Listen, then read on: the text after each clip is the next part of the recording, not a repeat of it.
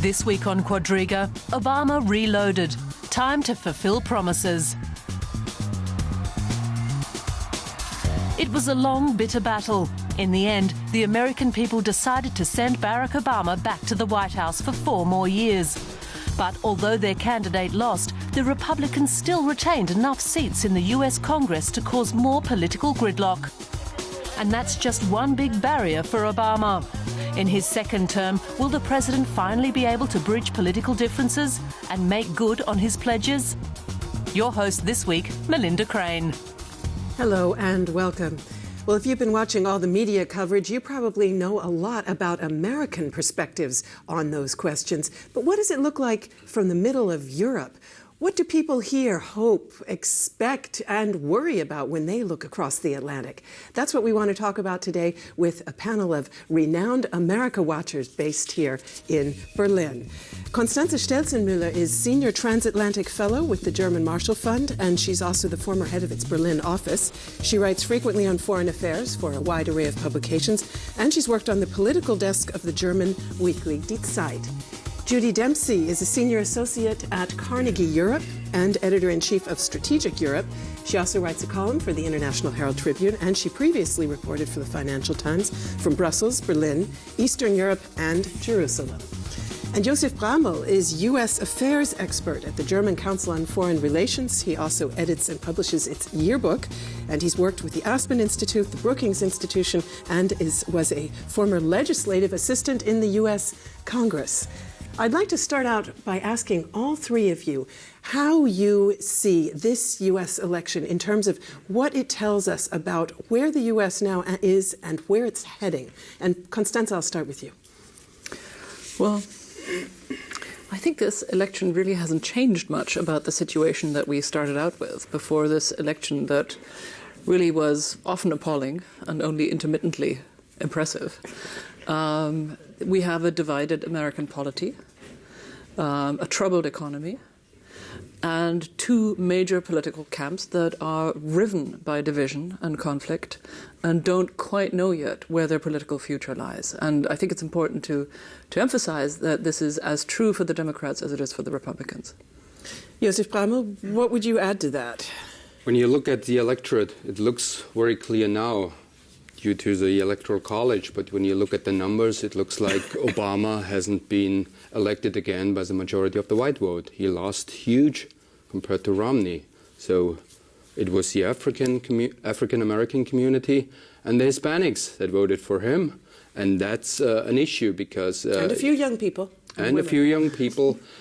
Yeah, he excited those, and that's an issue not only for the country, but also for politics. I think Republicans have something to figure out for the future, especially when you look at the electorate of the Hispanics. So both of you talking about divisions when you see where the U.S. is now. Judy, would you add something to that?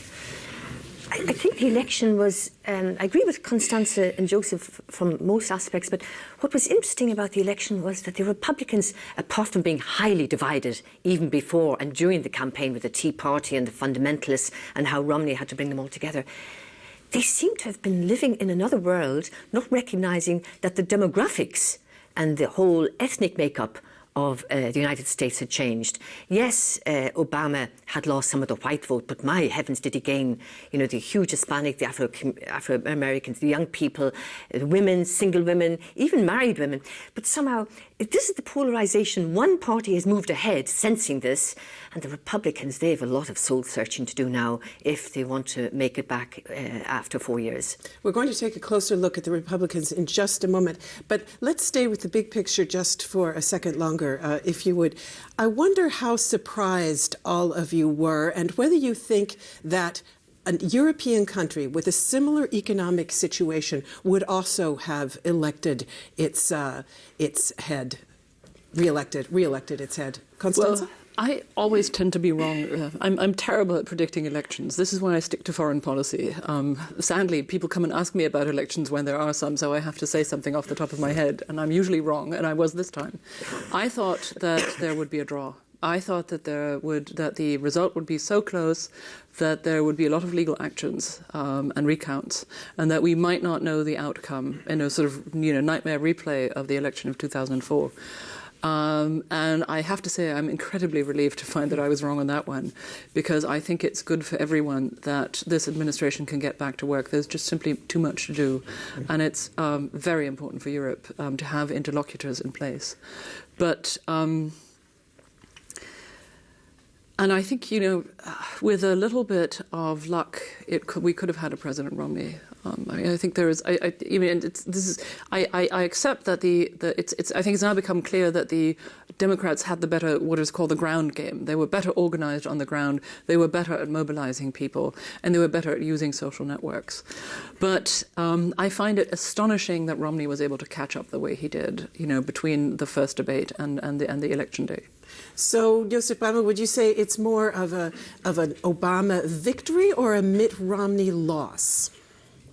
It is surprising, even when you look at American history, that an incumbent with a poor economic situation like that has been reelected. So it has been, as you ask, a Romney loss. Obama's biggest fortune was a poor candidate on the other side. If you have a candidate who writes off almost half of his countrymen as beggars or whatever you call that, I don't think this guy deserves to lead America in the future.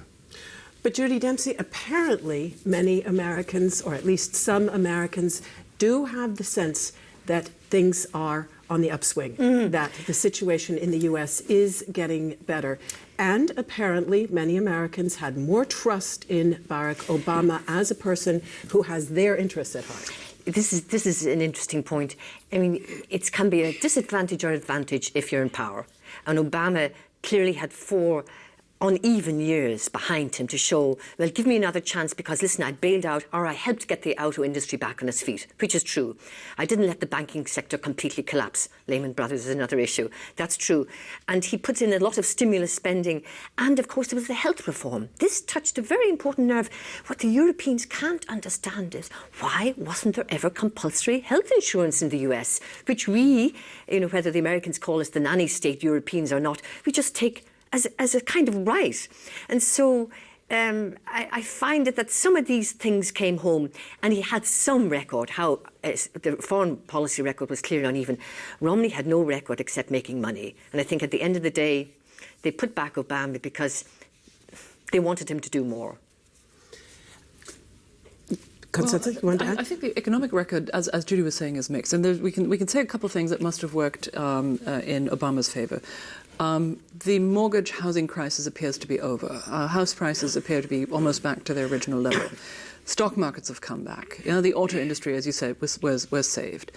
And unemployment may still be at 7.9, but it was at 10% in between. Yeah, I think people do register that, and I think for that they were willing to give Obama the benefit of the doubt and another 4 more years over a Mitt Romney who talked about things like the 47%. And let's not forget something else. I mean, this is a guy who probably, I think, on foreign policy would have been quite centrist, but his economic policies and the social policies this man subscribed to, the platform they subscribed to, were, to quote him, severely conservative in a way that I think doesn't even capture, the Republican youth at any rate.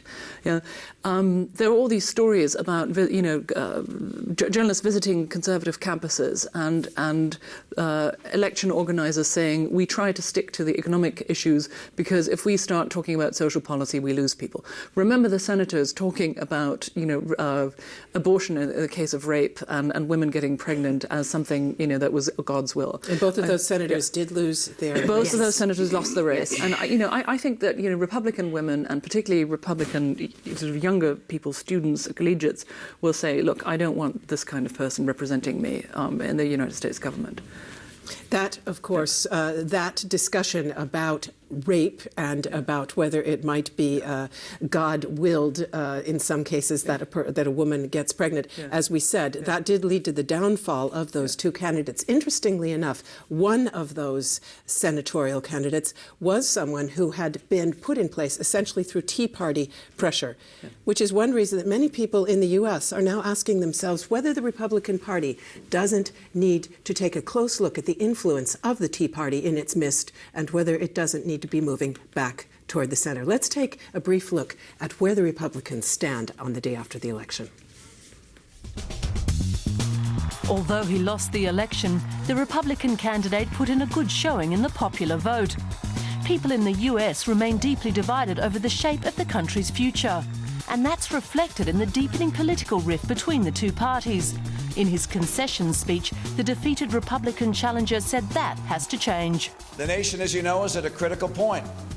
At a time like this, we can't risk partisan bickering and political posturing. Our leaders have to reach across the aisle to do the people's work. Although he lost, Mitt Romney's party remained firmly in control of one of the lawmaking branches of the US Congress, the House of Representatives. So Republicans can continue to hamstring White House attempts at change. House Speaker John Boehner said the return of a Republican majority to the House of Representatives shows voters still like the Conservative Party's agenda. But he also pledged to work with any willing partner. But will Republicans be able to move past the disappointment, or will it harden positions even more?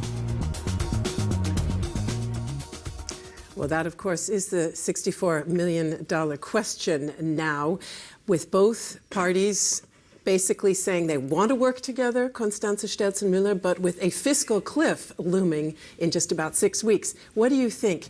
Is bipartisanship a real possibility? Well, I've been discussing that all day yesterday. I think I'm inclined to think that when faced with certain political death, even the hardliners in the Republican Party will start to move. What they're talking about today, why. if I can just briefly interrupt, John Boehner first made some fairly hardline remarks. Then he started trying to row back a bit and was talking about, well, I'm willing to talk about tax revenues, but apparently not about tax hikes. Exactly. No, absolutely. I think the Republicans were waiting out the election and hoping that they would be in power and then things could go their way. Now that that is not the case, I think they will have to do a very sober analysis of the last 4 years. And I think one of the things that this elections, and if I'm not completely wrong, polls have showed, is that people are very unhappy with Republican intransigence. Maybe the extremist camps aren't, but the extremist camps are just that. They are a minority in their own parties. And I think if the Republicans allow themselves to be held hostage by the Tea Party and the Grover Norquist no tax hikes pledge people, I think that is, and at the same time, fail to adapt to the demographic changes in American society, I think they're dead as a political movement. Judy Dempsey, I promised a European look at this whole matter, so please add this. I know you wanted to make a comment, but please add this to your answer, if you would, please. Is this kind of polarization, bitter division, and paralysis somehow inherent in the U.S. party system, presidential system, and first-past-the-post system of awarding gains and losses? Is it inherent? I think we've seen this over the past couple of decades. It became particularly sharp during the Clinton administration. I mean, that was a very vicious administration, how the Republicans were playing their hand. It's puzzling to the Europeans, but this is how the American system works. One must also understand that the amounts of money and how money plays into this camp, billions, astonishing amounts of unheard of billions, probably one of the most expensive elections ever in the history of the US since the Second World War. The most expensive. And when you think of what that money could have been spent on before, it is mind-boggling, even for senators or those running for the governorships or whatever. They did hundreds of millions, some of them spent out of their pockets. This is what distinguishes the US from Europe. It's a good thing that, especially here in Germany, they have caps on spending for elections. This is the first point. I want to continue Constance's point about will the Republicans strangle Obama? You know, they have a lot to deal with in their own house, but do they want to hand Obama? This is the legacy now. Obama has to give something. This is the legacy 4 years. Are they going to give him that? And if they don't, will they be accused of not getting America back on its feet? After all, a strong America is actually in Europe's interest. So what would you do if you were a Republican politician? What would you be saying? I'd bite my tongue and get on with it, because they have to face the electorate in 4 years' time in midterm elections. And if they're going to strangle even further, well... May I add another perspective? That's the difference between our parliamentary systems and the checks and balance system. There are actually no parties when it's about policy making. Parties are there for elections, and even there, they're crowded out by external money sources we don't even know.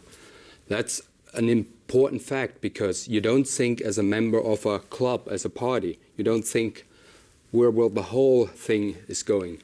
You have to focus on your own district. I was working for a congressman, and all you care about is how you get re-elected. And you have to know that every 10 years there's a census, and on the basic level of the Einzelstaaten, The single states, those districts lines are redrawn in a way that only extreme candidates can make it into the House. So when you are there, you don't do compromise. You take care, you get your own money, you get your own electorate again, you don't worry about even the future of your party. That's John Boehner's problem. He's not a leader of the party.